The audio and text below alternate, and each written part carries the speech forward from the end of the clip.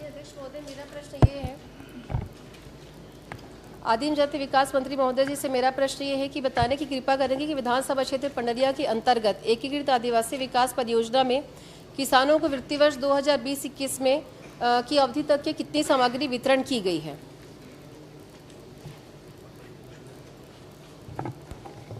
अध्यक्ष महोदय, इसमें अगर आप परिशिष्ट देखें तो इसमें सभी लगा दिया गया है जी। उसमें आप एक बार देख लीजिए। इसमें सवाल ये है अध्यक्ष महोदय कि जो 3 साल का जो समय है 2020-21 से लेकर के अभी तक का जो समय है, अगर उसमें वितरण की बात करते हैं तो सिर्फ 18 बंडल जो पाइप्स हैं उसका वितरण हुआ है। तो मैं पूछना चाहती हूँ कि जो टारगेट था कि सिर्फ इतने ही सामग्री का वितरण था, क्योंकि इसमें जो रिकॉर्ड दिखाई दे रहा है, जो जानकारी प्राप्त हुई है, उसमें सिर्फ 8 बंडल पाइप का ही वितरण किया गया है। इसकी जानकारी देंगे कृपया। क्या टारगेट हमारा इतना ही था या हमने टारगेट अचीव नहीं किया है, या बजट का जो प्रावधान था उसमें किस तरीके से था, या फिर इसके प्रचार प्रसार नहीं हो पाया कि सामग्री सिर्फ 8 बंडल ही 3 सालों में वितरण हुई है। अध्यक्ष महोदय, ये राशि परियोजना मद की है और परियोजना मद में एक क्लस्टर वाइज हितग्राहियों की चयन सूची जारी होती है।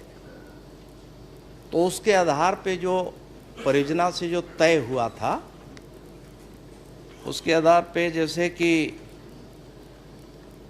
ये मही डबरा के 2, ग्राम दमगढ़ के 3 तथा ग्राम छिरछा के 3 कुल 8 हितग्राहियों को एकीकृत आदिवासी विकास परियोजना गोरेला से सिंचाई सुविधा के विस्तार हेतु सिंचाई पाइप का वितरण की स्वीकृति प्रदान की गई थी। इतना ही था।